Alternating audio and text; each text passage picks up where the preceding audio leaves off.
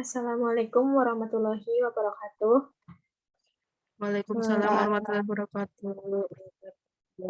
Di sini kami dari kelompok 2 akan mempresentasikan hasil kerja kelompok kami dengan judul Pemurnian dan Pembaharuan di Dunia Muslim. Sebelumnya perkenalkan, saya Rika Misita Syawati dengan NIM 20110800006 dan teman Saya saya Berliana Friska Yuniar dengan NIM 20110800007. Perkenalkan, nama saya Diva Rizky Nova Elansa dengan nomor NIM 2011-08-0008.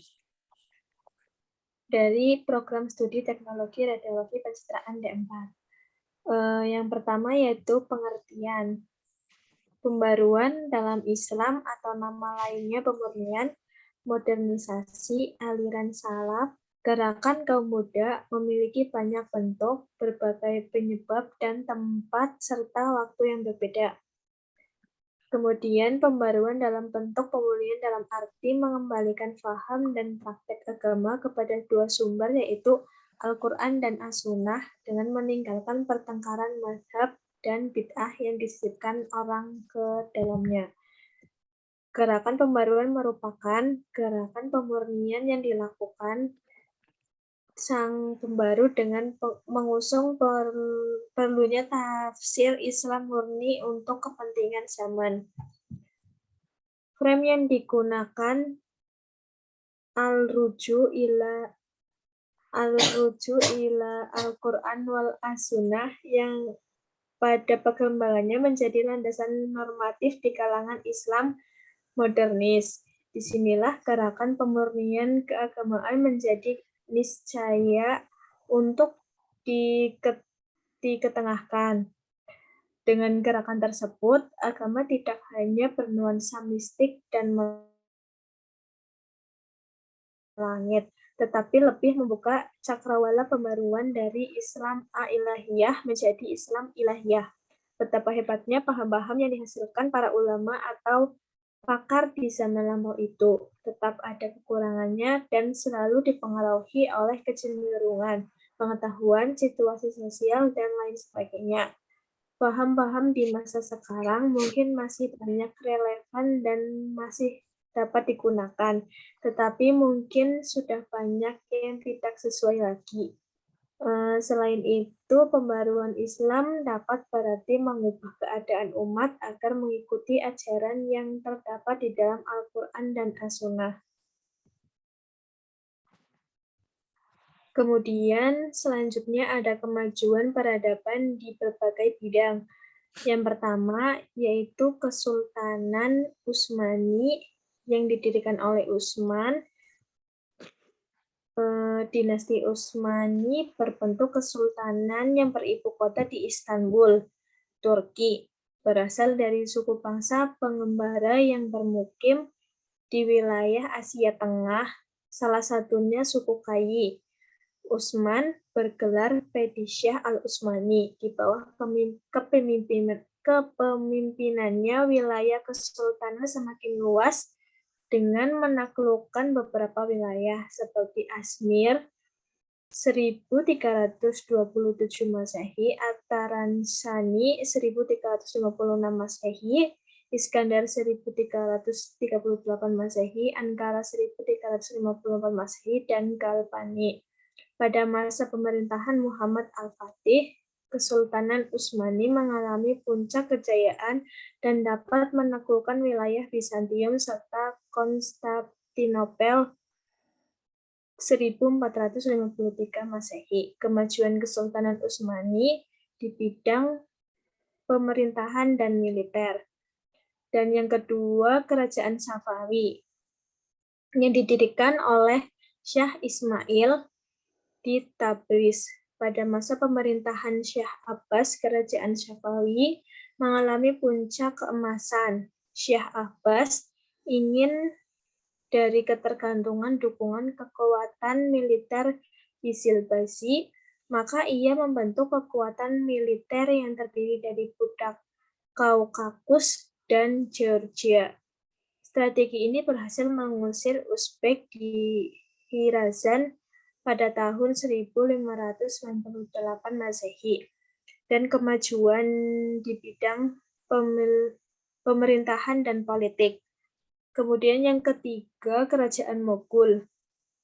Kerajaan Moghul didirikan oleh Zahiruddin Babur 1482 sampai 1530 Masehi di India. Pemerintahan ini dijalankan secara militeristik.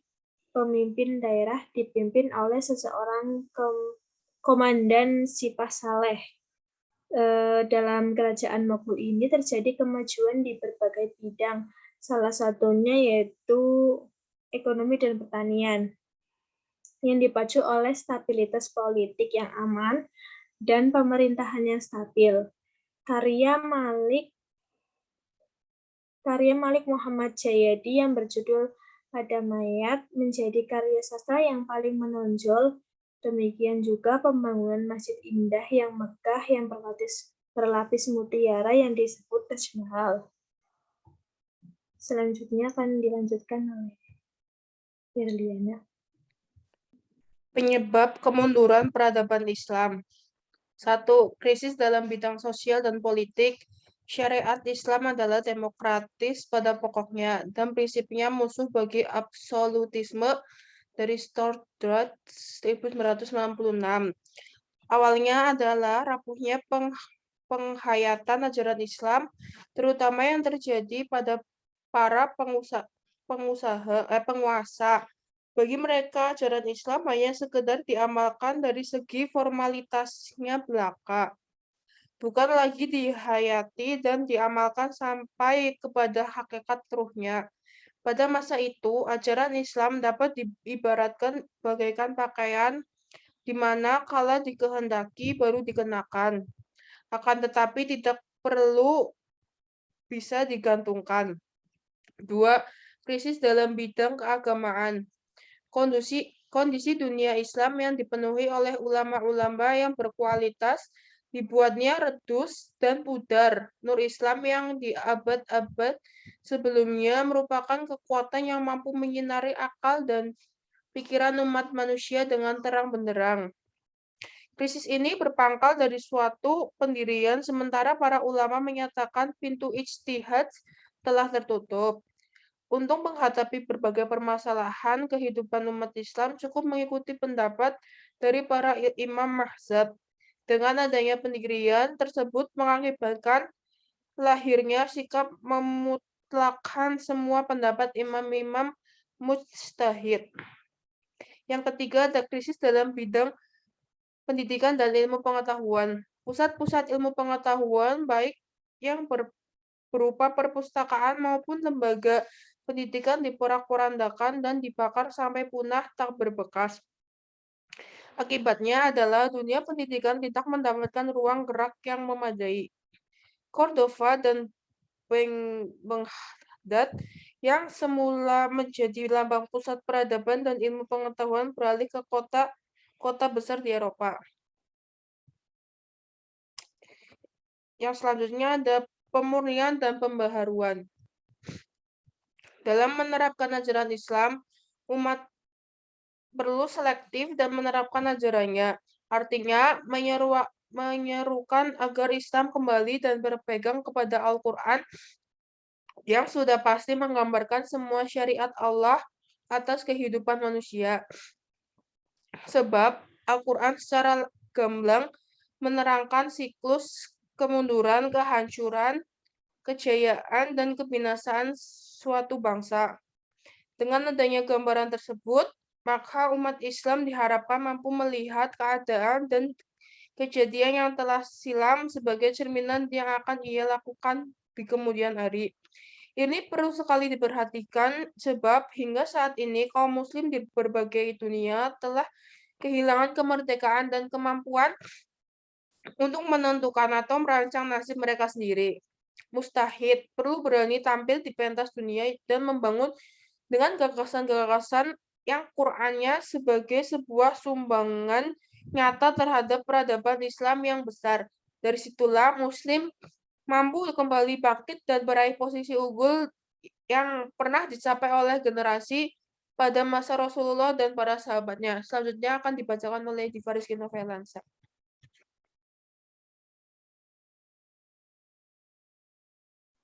Jadi di sini saya akan menjelaskan tentang tokoh-tokoh pembaharu dalam Islam, dalam dunia Muslim di Mesir, yaitu yang pertama ada Muhammad Ali Pasha, seorang keturunan Turki yang lahir di Kavala, Yunani pada tahun 1765 dan meninggal di Mesir pada tahun 1849.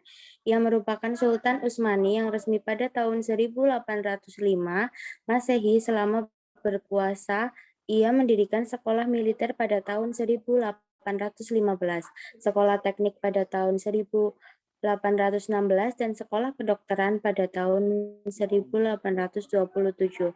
Yang kedua dari Rifa'ah Badawi Rafi Al-Tahtawi atau dikenal dengan sebutan Al-Tahtawi, lahir pada tahun 1801 Masehi dan meninggal di Kairo pada tahun 1873 Masehi. Ia adalah pelajar yang sangat cerdas dan merupakan murid kesayangan Syekh Has'al Al-Attar. Ia adalah tokoh yang berjasa dalam menggerakkan penerjemahan di Mesir. Dialah yang memperkenalkan umat Islam di Mesir, berbagai ilmu yang membawa Barat pada kemajuan. Yang ketiga ada Jamaluddin Al-Afghani, lahir di Afghanistan pada tahun 1839 dan meninggal di Istanbul pada tahun 1897. Ia adalah tokoh pembaharu yang hidupnya berpindah-pindah dari suatu negara ke negara lain. Yang keempat ada Muhammad Abduh, lahir di Mesir pada tahun 1849 dan meninggal pada tahun 1905 setelah mendapatkan kedudukan sebagai mufti Mesir pada tahun 1899. Ia adalah tokoh pembaharu Islam di Mesir yang pemikirannya sangat dipengaruhi oleh pemikiran Jamaluddin Al-Afghani. Lalu yang kelima ada Rashid Ridha. Ia adalah murid dari Muhammad Abduh, lahir di Kolamon, Libanon 1865 dan meninggal pada bulan Agustus tahun 1935 Masehi. Pemikirannya sangat besar dipengaruhi oleh Jamaluddin Al-Afghani dan Muhammad Abduh. Lalu tokoh-tokoh pembaharu dalam dunia Muslim di Turki. Yang pertama ada Sultan Mahmud II. Ia adalah Raja Utsmani yang lahir pada tahun 1785, diangkat menjadi Sultan Utsmani pada tahun 1807 dan meninggal dunia pada tahun 1839.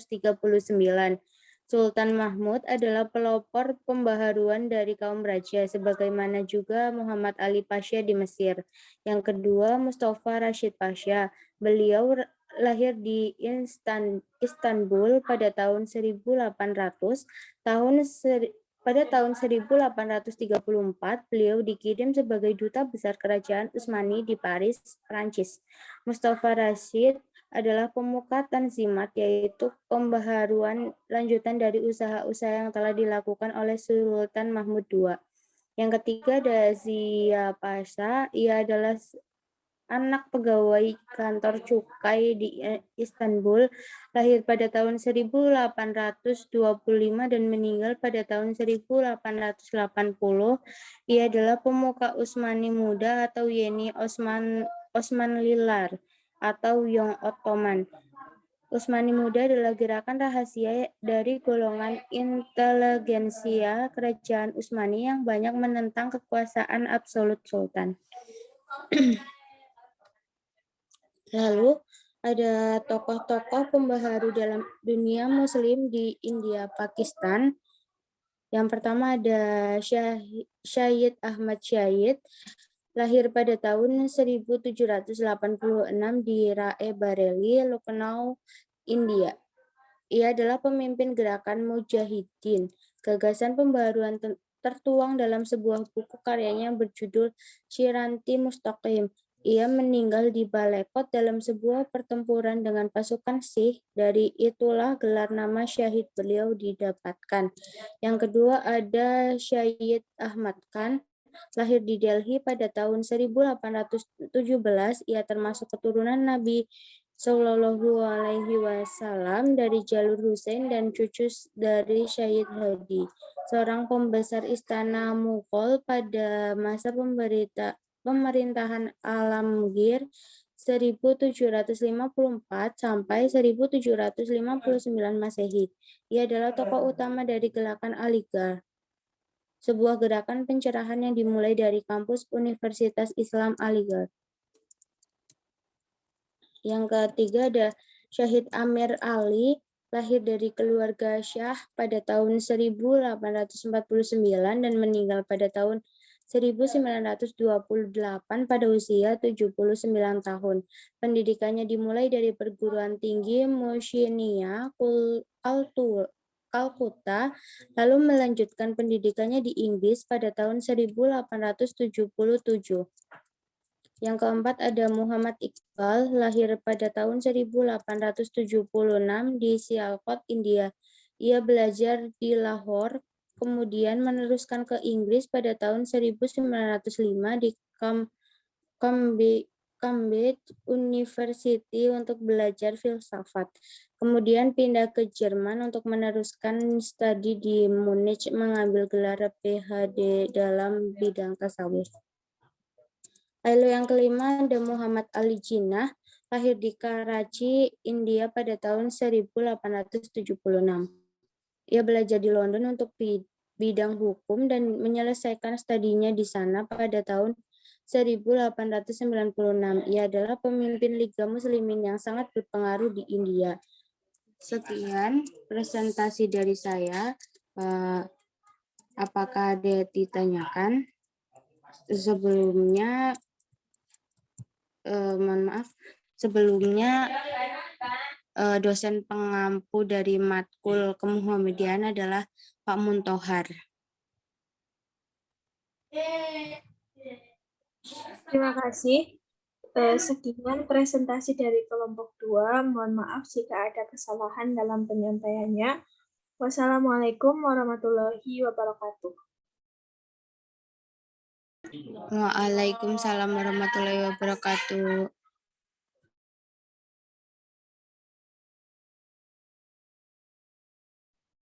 Kayak